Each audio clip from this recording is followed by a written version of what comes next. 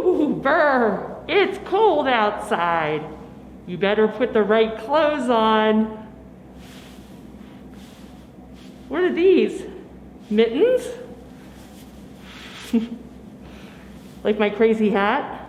It's a Yeti. My scarf? My jacket? And my mask that I'm gonna take off. It's me, Lee. Welcome to story time. I hope you're doing well, and thanks for tuning in. This week we're gonna read books about winter clothing because it is so cold outside, and I want you guys to dress warm. It's super important.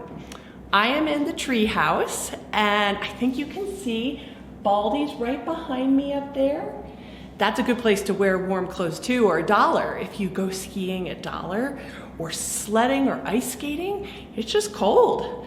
So let's read some books about winter clothing. All right, the first book that I'm going to read is called A Hat for Minerva Louise, and that is Minerva Louise. She is a chicken. Do you think chickens need winter clothes? I never really thought about it. All right. Minerva Louise loved snowy mornings. Her friends didn't like them one bit.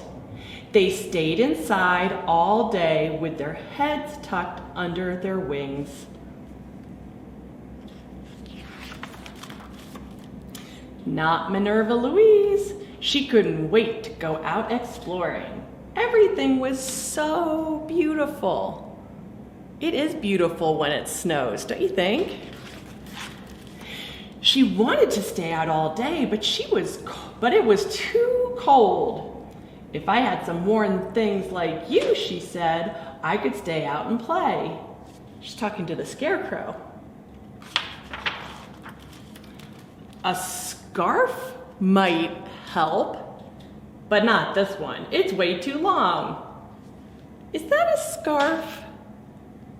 No, that's a hose. That's so silly.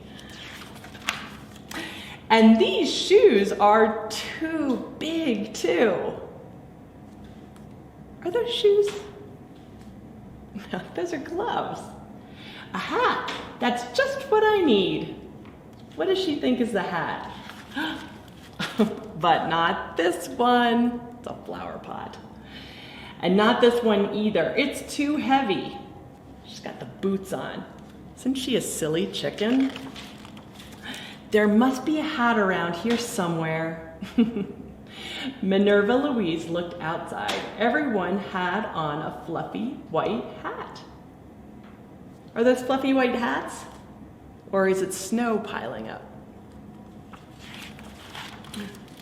Oh, your hat is wonderful. Where did you get it? Oh, look, what's over here? A hat, it's perfect. But what is this? Oh, it's two hats. Are those hats? Or those mittens? I used to have mittens like that with a string. Did you ever have mittens like that? Which was just fine with Minerva Louise. Look at what she did with those silly mittens. Oh my gosh. Oh, she's with her friend the sheep, and now she's all warm. Isn't she cute? I think she's a pretty cute chicken. All right. The next book that we are going to read is kind of an old favorite, and it is called The Mitten. This is a folktale, Hungarian folktale, and this is adapted and illustrated by Jan Brett. I bet some of you know this story. This is a popular one, but it's perfect for winter and thinking about how to keep warm. Once there was a boy named Nicky who wanted his new mittens made from wool as white as snow. At first, his grandmother, Baba, did not want to knit white mittens. If you drop one in the snow, she warned, you'll never find it. But Nikki wanted snow white mittens, and finally Baba made them.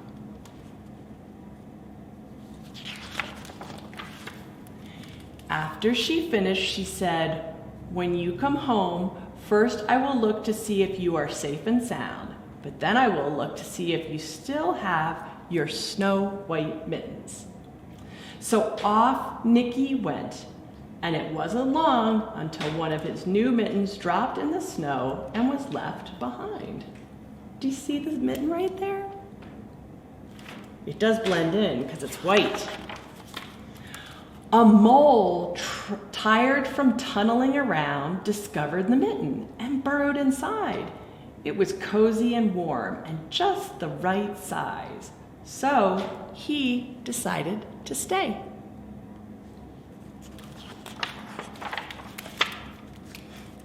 A snowshoe rabbit came hopping by. He stopped for a moment to admire his winter coat. It was then that he saw the mitten and he wiggled in, feet first. The mole didn't think there was room for both of them, but when he saw the rabbit's big kickers, he moved over.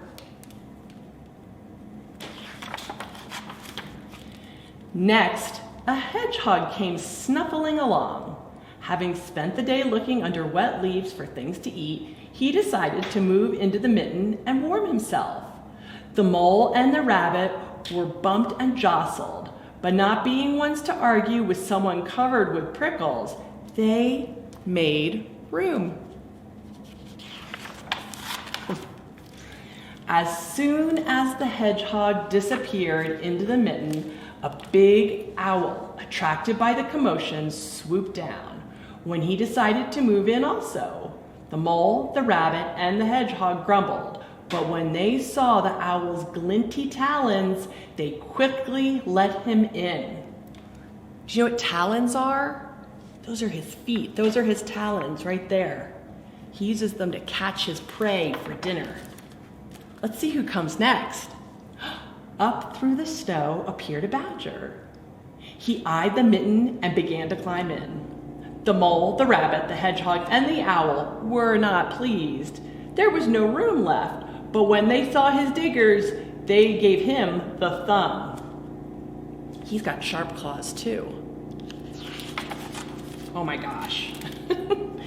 It started snowing, but the animals were snug in the mitten. A waft of warm steam rose in the air, and a fox, trotting by, stopped to investigate. Just the sight of the cozy mitten made him feel drowsy. The fox poked his muzzle in.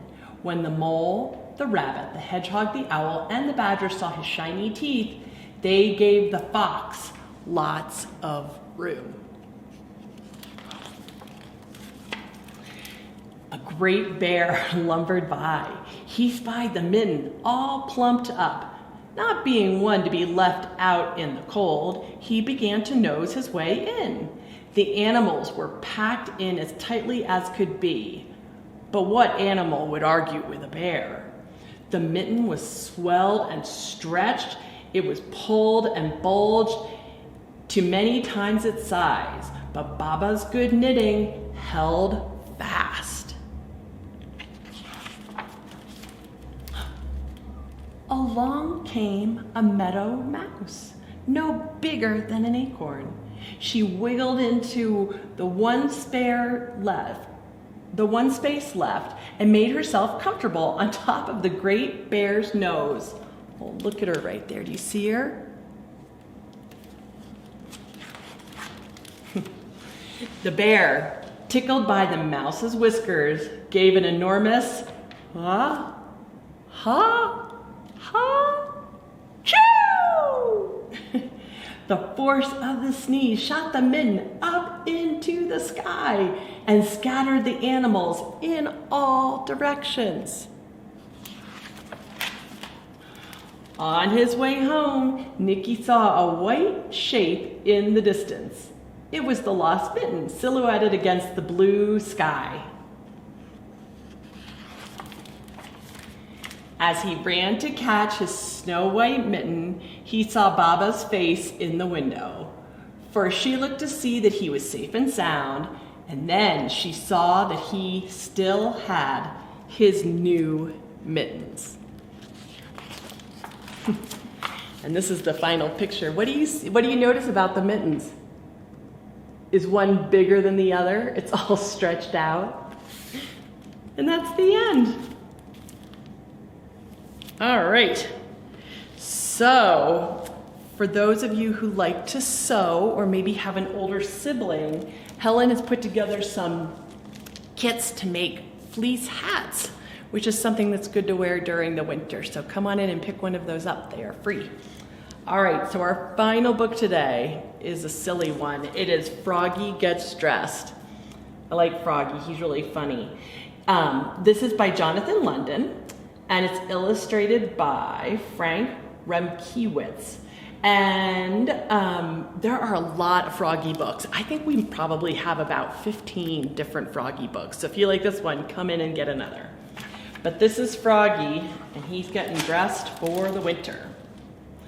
It was cold. Froggy woke up and looked out the window. Snow, snow, he sang. I want to play in the snow.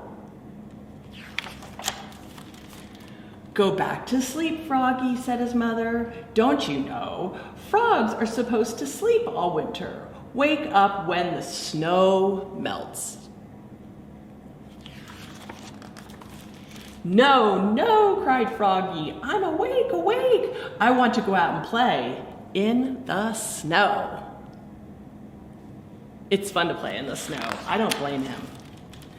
So, Froggy put on his socks, zoop, pulled up his boots, zup, put on his hat, zat, tied on his scarf, zwit, tugged on his mittens, zum, and flopped outside into the snow. Flop, flop, flop. Froggy, called his mother. What? Yelled Froggy.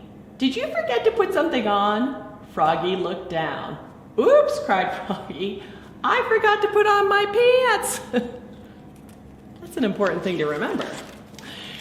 He flopped back inside. Flop, flop, flop. Tugged off his mittens, untied his scarf, took off his hat, pulled off his boots, and left his socks on. He slipped his pants on. Zip. He pulled on his boots. Zup. Put on his hat. Zat. Tied on his scarf. Zwit. Tugged on his mittens. Zum. And flopped back outside into the snow. Flop, flop, flop, flop, flop. Froggy, called his mother. What? Yelled Froggy. Did you forget to put something on? Froggy looked down. Oops, he cried. I forgot to put on my shirt. And your coat, added his mother. He flopped back inside. Flop, flop, flop. Tugged off his mittens, untied his scarf, took off his hat. He left his pants, boots, and socks on, and buttoned up his shirt. Zut, zut, zut. Then he snapped on his coat. Snap. Put on his hat. Zat. Tied on his scarf. Zwit. Tugged on his mitten. Zum. And flopped back outside into the snow. Flop, flop, flop, flop, flop. Froggy, called his mother. What? Yelled Froggy. Did you forget to put something on? Froggy looked down. He had on his mittens, he had on his scarf, he had on his coat, he had on his shirt, he had on his pants, he had on his boots, he had on his socks. He reached up, yep, he had on his hat. What could be missing?